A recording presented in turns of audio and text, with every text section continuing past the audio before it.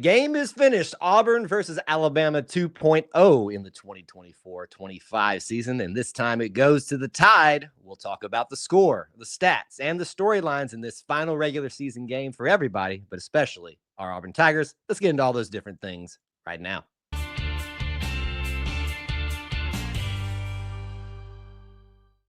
War Eagle, everybody, and welcome back to another edition of E2C Network Live, here where we talk about the Auburn experience. The Auburn experience to us is all about Auburn sports, Auburn culture, Auburn family stuff. If it's orange and blue, it's what we do. So thank you so much for joining us in what we're going to do today on this post-game live stream, what will be the last regular season one. Many more to come, but last regular season one for the Auburn men's basketball team, this time versus the Alabama Crimson Tide. Let's get you started off right away with the big three things that you need to know: the score, the stats, and the storyline, or the stat and the storyline.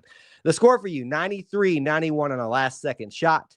The Tide come away victorious in Neville Arena, while being the only second team to do so versus Auburn at their home court this season, 93-91. Your big stat that I have for you this evening is 34 in Janai's final home game. He scores 34, a career high for him. And the big storyline, the overtime thriller. It took not just regulation, but an extra bit of time, and it almost took another overtime as well. What a game, what a matchup in what I love to call the Iron Ball. That is your score, your stat, and your storyline. As you guys are coming in, do make sure that you let us know that you're here. I know for the Auburn faithful, who are the majority here, I know we will then also be getting a lot of the troll fans, especially that like to come after the replay is over, when they're so brave and start dropping troll comments and things like that. You can rest assured that all those Alabama fans that you have been seeing a lot this season, they'll come out of the woodwork today. Anyway, as predicted already in the chat right now.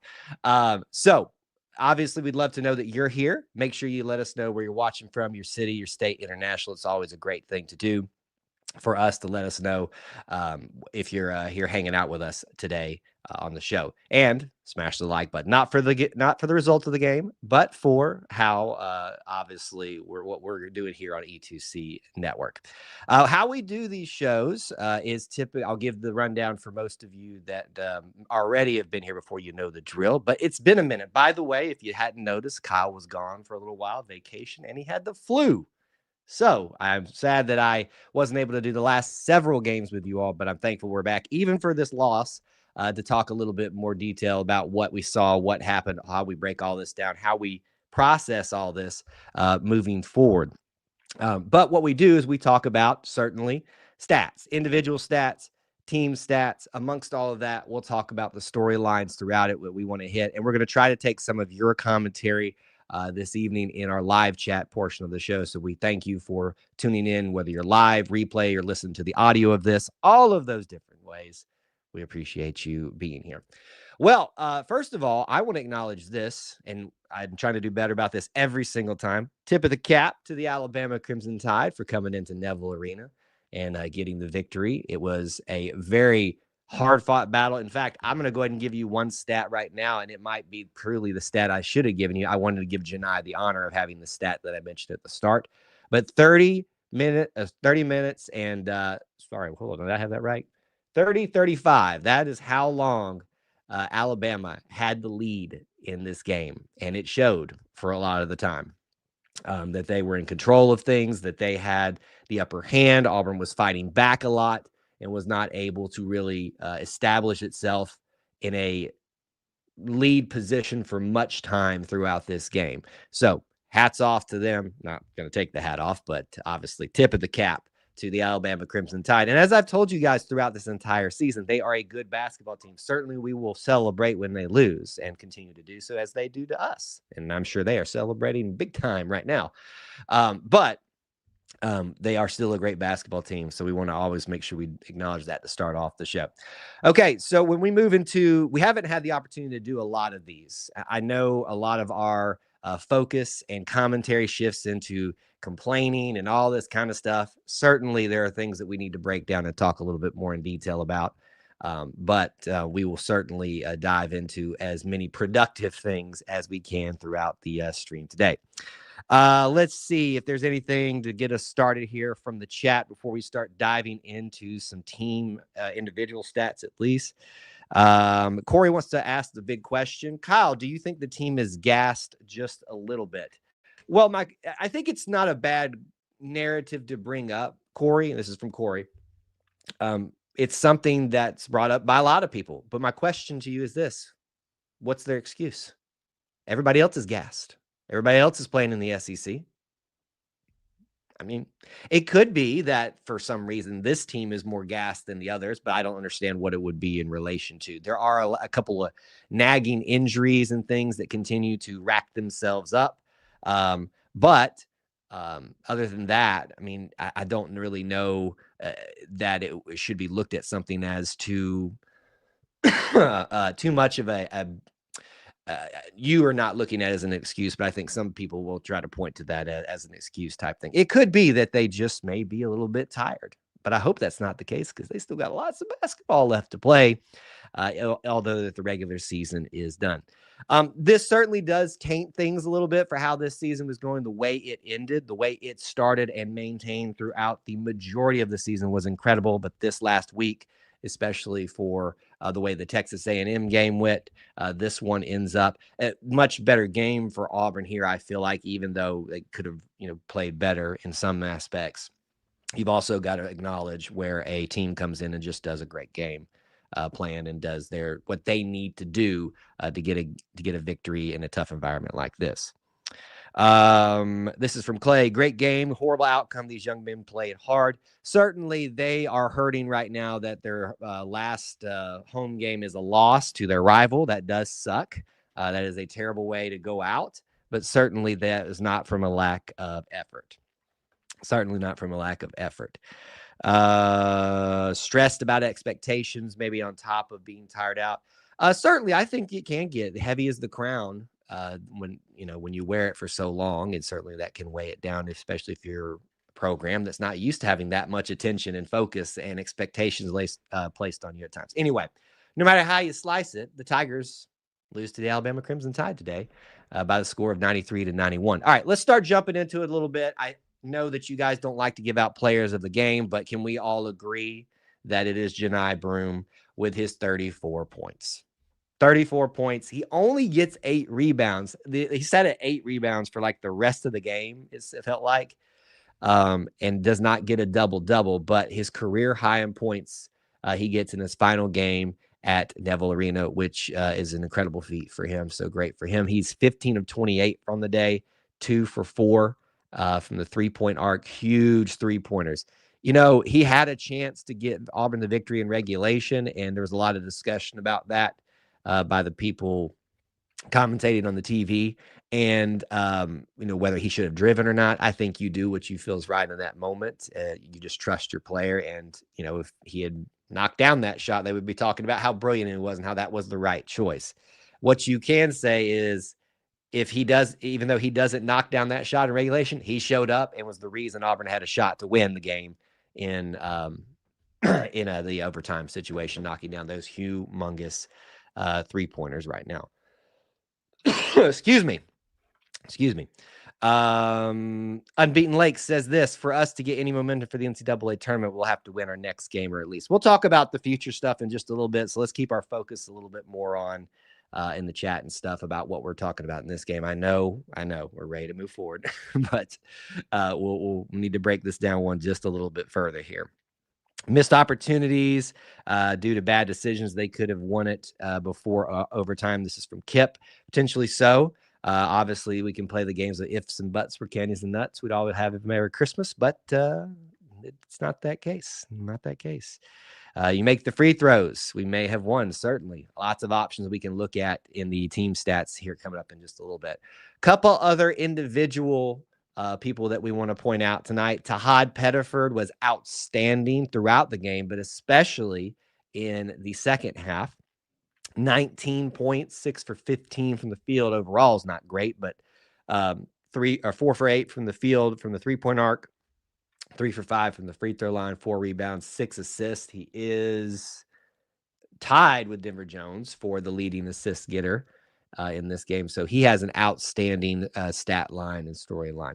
As I'm bringing up these guys, if there is an individual moment of kudos or something you want to point out about an individual, please do bring that up. We'll discuss that as part of our storylines discussion in this individual stat discussion, because I'm trying to remember them all and they're very frantic into the game.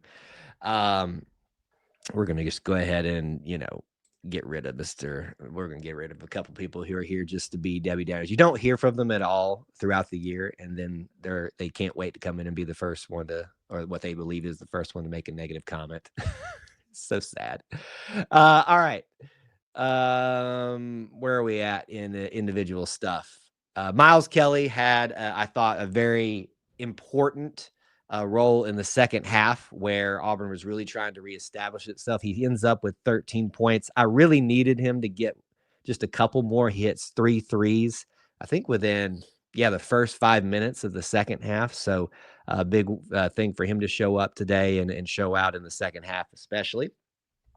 Denver Jones is back. How great was it to have him out there? He had a great sequence of defense to end the second half. I don't know who to credit it to on social media, but they pointed it out. This person, can't think of who it is, that it mirrored very much so KD Johnson locking down Mark Sears 2 years ago, I guess. 2 years ago. Yeah, 2 years ago, in that similar situation. And just it kind of looked like that, where they were just frustrated and couldn't get past Auburn's defense.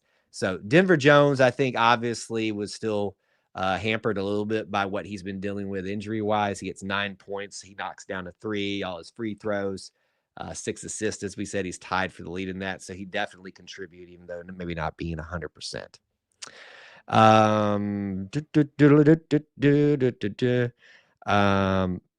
Let's see here. Kyle, you've been watching too much of the Crane brothers with all these quick wit quips you're dropping. I didn't know I was doing all the quick. Oh, I can't say it. I'm still coming off the flu, so I'm gonna struggle a little bit. Devin says, Kyle, you're not worried about this trend. Losing our last 2 games going into the postseason really has me worried. Absolutely not. No. This is the game of basketball, and things sometimes just don't go your way. It makes it very hard to fathom and understand when you've had the level of success that Auburn has had throughout this season. And it makes it kind of hard to swallow too at times and accept that this is still the reality, that we're playing in a very competitive basketball league and a very conference league, all of that. And everybody's just pretty dang good. At least the top of the top are. And this is going to happen from time to time. They're going to come up ready to play, and maybe they're going to catch you at not your best. Let's see here. Who else? A couple of people, maybe people are mentioning in the chat, talking about things here. We'll talk about CBM here a little bit, because I knew Micah, our resident Bama fan, was going to bring that up because he has an obsession with CBM. Love you, Micah. Look, I just don't see the value in us spending a lot of time focusing on it. That's what the Bama fans want, is for us to get on CBM. And certainly, so for those that didn't watch the game, which if you didn't, what are you doing? He got a F2 and got taken out of the game in the second half. Watching the play, I thought it was excessive on his part. I thought it was inappropriate, and I thought it was not necessary. However, it was not F2 worthy. I thought it was highly over sensationalized by the commentators. It is an F2 because of who it is. It's CBM. Now, that's the responsibility of CBM himself. Love him to death, and I'm going to accept him for who he is, and I'm going to trust that the coaches know how to rein him in and utilize him in the best way, which they have shown time and time again. That's really all that needs to be focused on this. In fact, there were several plays throughout the game from Alabama that mirrored that were never shown multiple times or focused on. But just because it's CBM, it gets the focus. So not excusing what he did, inappropriate, excessive, not F2 worthy, should have gotten an F1. But other than that, I just don't want to spend time focusing on it, because it's not really productive at this point. That's all I'm saying about it too. So individual stuff. that we haven't. Chad had 7 points tonight before he went out of the game. We talked about Miles. We talked about Janai, Devin, Pettiford. Cardwell with 6, had some great dunks. In fact, I think he had only dunks tonight. That's like the 5th game where Dylan Cardwell has had nothing but dunks. That's pretty awesome.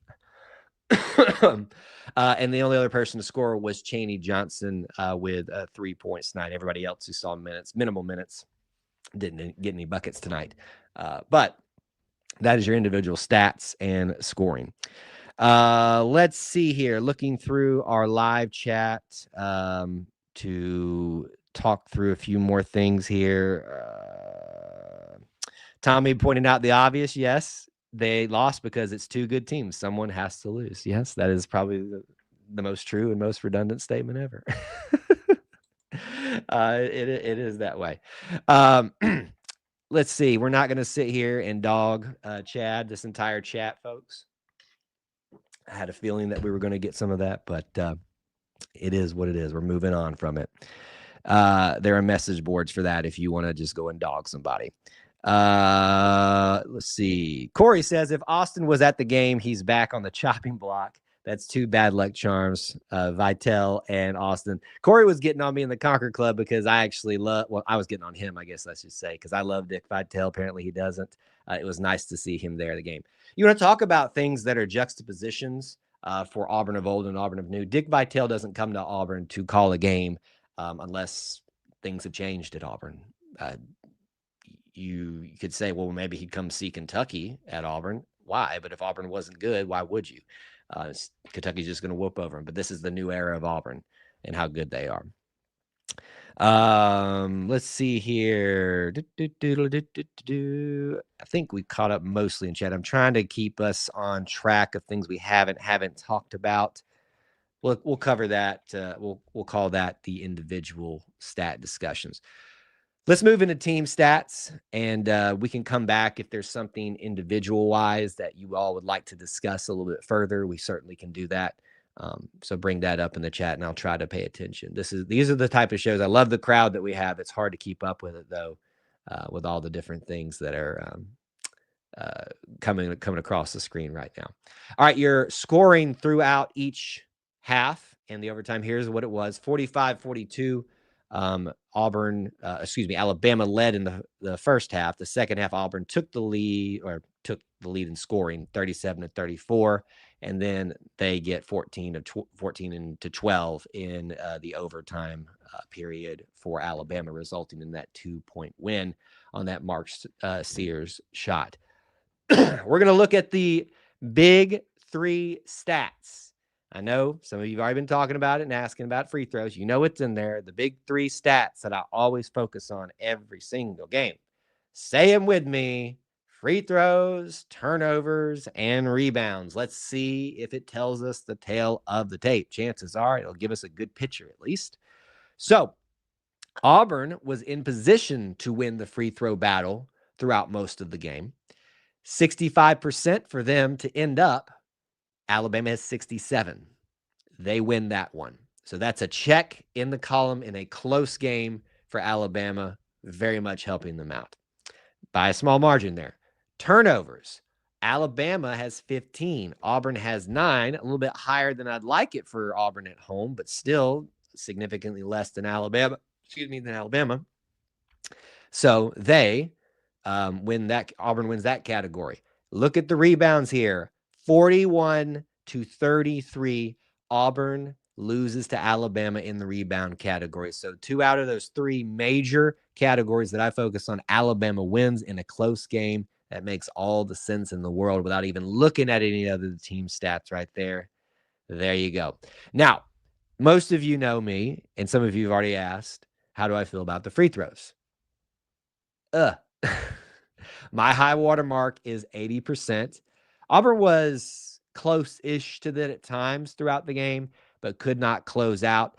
If people ask me, what's the one thing that Auburn needs to do right now? Right now, I've seen the need to really shore up our free throw shooting for situations like these. Because if you are a team, let's go with some of the narratives that have been asked. Is Auburn beat up? Are they tired? Are they whatever? That means that you're good enough to still be in games despite those deficiencies. that you're going to be in some more dangerous situations like these, even at home. There won't be any more home games, but you need to be able to shore up things like your free throw percentage. That one tonight could have pushed Auburn over the edge. Someone made that comment early in the game. It certainly could have been the difference if somebody just makes 2 free throws. So it would at least, in theory, tied things up. We don't know how it affected the flow of the game and all that. Excuse me. Let's see. Nelson and Diabate were very physical in the paint, able to come down with a lot of rebounds. Yeah, let's look at our top rebounder tied. I missed this earlier. Dylan Cardwell with 8, and then Janai with 8. So they tied our top rebounders. The top rebounders for Alabama were Omanuri, and Nelson with 8. And then you had Sherrill with Sherrill, however you say it, with 7. Diabate only had 4. So, but you had 3 guys, in the same vicinity of rebounds, certainly doing a lot of the work for Alabama, giving them the edge in that category. They definitely win that one enough to make a big difference in this game. So credit to them, as much as it pains for us to have to acknowledge that. Looking at the rest of the team stats here, Auburn has 48% from the field. Not bad. Alabama, 52%. You shoot 52% on the road, especially at Neville Arena, you're going to have a good chance to win. And they did. And they completed it with some of those other things that we talked about. Auburn shoots better than Alabama down the line, across the three-point arc for most of the game, if not all of the game. It took them a while to get going in that respect, but when they did, it certainly made a difference for them. But Auburn wins that 38% to their 32%. Points off of turnovers, Auburn won. Looking to see if there's anything else significant here. Second chance points, Alabama won 18-15. Tied in bench points, 22-22.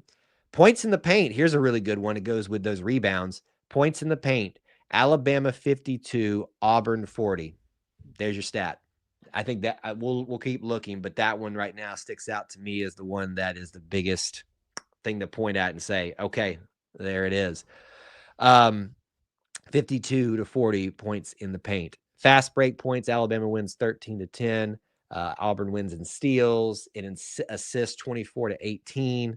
We talked about how much Alabama led in time in the game, so that's certainly another category in their favor. But no matter how you slice it here, this was a close game, and there were just a few stats that made all the difference, it feels like. And I do think points in the paint is the one that makes the biggest difference with that 52-40 differential on the road for Alabama. That'll get you a W in Neville Arena. Not every time, but sometimes. And tonight was one of those times. Unfortunately, it seems like. This is from WT. Says Alabama learned a hard lesson in the first meeting. You have to crash the boards to open up the outside shots. And that's what they did today. And it still wasn't even that successful for them. But certainly it was, well, I don't have the stats for the last game in front of me, but it certainly seems like the results speak a little bit more for themselves.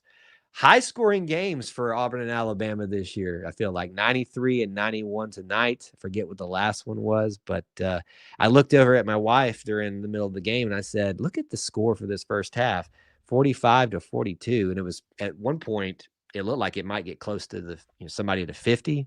This is quite an individual game. Charles is going to be that guy tonight, so I'm going to push back on you a little bit, Charles. No, we're not going to be like that. That's Bama's type moves right there to blame the refs. Now, certainly what I will tell you is I will speak about the refs from both regards. They were affecting the course of the game way too much on both sides of this thing. In fact, I'll kind of prove Charles wrong here. So sorry, Charles, you're getting picked on a little bit. Personal fouls, 20 for Auburn, 20 for Alabama. So let's make sure that we're being fair and being accurate in what we're saying. It was fair across the board in terms of numbers. Alabama took a little bit more advantage of the free throws, and we were at home, so can't really make any excuses in that regard. Just my opinion. You don't have to agree, but I think the facts back that up a little bit.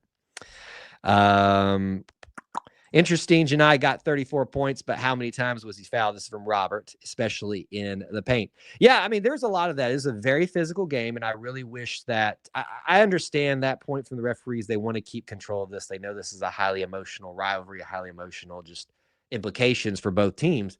But I would have much rather than just let the boys play a little bit and kind of, just figure it out amongst themselves a little bit more. But that's their job, and that's what they feel like they have to do. Anyway, no more. Once again, I feel like some of the narratives that we focus on too much is refs. Sometimes it's not as well thought out of as it should be. So with that in mind, let's move forward a little bit. We can talk a little bit more about this game if we need to. Some other comments, questions, maybe some things to point out, such as WT. Cardwell's defense is nice to watch. He's throughout the game. In fact, it's a great thing. I want to point out a sequence where Dylan, he gets his alley-oop opportunity. The first one, I think, is the ones he got. And right before that, he's the guy that saves the ball from going out of the bounds and throws it all the way down to Janai to set him up for the dunk. So just a great example of Janai, but Dylan being such a great asset for this team of what he does in all aspects as a team player, even though he's not the star scorer or anything like that. So what we're going to do from this point, we will look forward a little bit. We'll talk about what's coming up next and focus on that a little bit and shore up anything that we haven't discussed here, rest for this game. But you guys can go ahead and drop some more comments and questions, and we'll address them as appropriate. Let me give you some reminders before we do that about what we've got going on here at E2C Network now that I'm back from vacation and I'm back from being sick. I hope I sound a lot better than I did on Auburn Family Night for those of you that attended that, because that was, I'm sure, just the worst to have y'all listen through that, my voice in that one. The Auburn Experience, our live podcast recording for episode 116. It is tomorrow, 9 Eastern time, as it always is, 9 Eastern time Sunday nights. You got to have it marked down in your calendar. It's a good show. You can watch it be made live. It's like watching a sausage be made live or something. In the live chat, participate and join the Q&A a little bit after if you'd like to as well. 9 Eastern time. Hope you can join us tomorrow. We will have Auburn Family Night this week. It will be in the middle of the SEC tournament, at the very beginning day. So I know that there will be some conflicts of interest there, but hope you can join us at 9 Eastern time on Wednesday to discuss that. I think we'll do a lot of diving into the tournament on that day specifically too. And we have also got Auburn in the SEC tournament. It won't start till Friday. Friday, Saturday, and Sunday are the games that are possible. Well, definitely on Friday, possible Saturday, possible Sunday. Hopefully Auburn makes it all the way and wins the SEC tournament. And then, of course, we'll follow a similar format for postseason basketball in the NCAA tournament as well. So plenty to look forward to. This may be our last regular season postseason game, which is just sad for me, going back to the very first one. And I just told you guys, just saddle up for a fun year, and it has been that. But we still got plenty of basketball left to talk about. Okay, let's see if there's anything that we need to talk about from the chat that is productive, constructive, and relevant. Those are key words there. Corey says that we just laid an egg. Nothing more to say, just being honest. Well, I'm also being honest as well. We did not lay an egg. I disagree with you there. And I understand that's the sentiment right now. But certainly you're entitled to your opinion. It is certainly not one of Auburn's finest games. They fought back. They found a way to be in position to win, and Alabama just found one more way to win. So I would not call that an egg. Now I would call that Texas A&M game. That would be an egg. Let's see. What else have we got in the chat from you? Unbeaten Lake says, I hope we're not going through a slump. This is not the best time to go through a slump, or is it?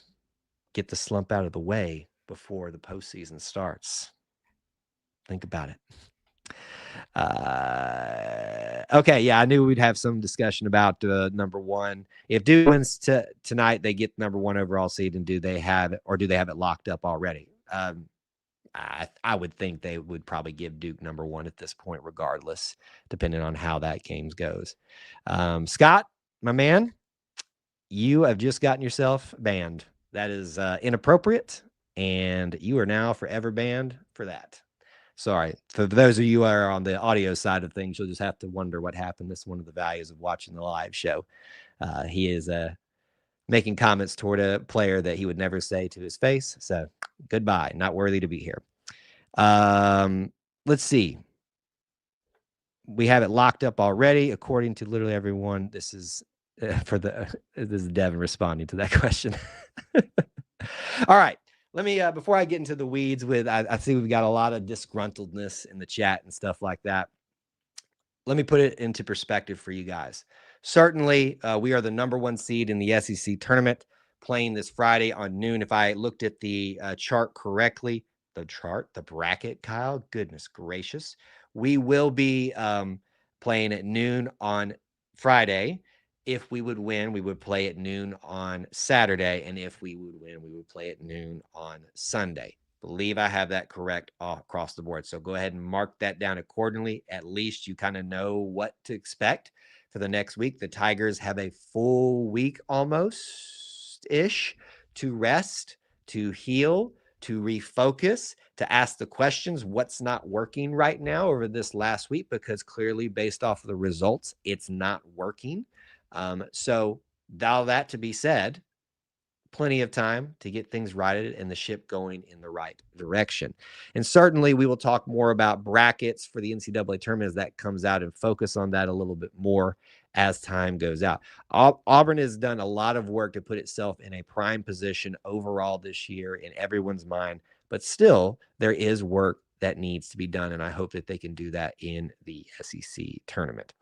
So with that in mind, thank you guys so much for being here, hanging out with us, and being part of our little family within the Auburn family. We appreciate you spending this entire season with us, talking about this regular season that has been fun, from non-conference into conference play, and still much more to cover. I always enjoy being here with you guys in wins and losses, talking about basketball.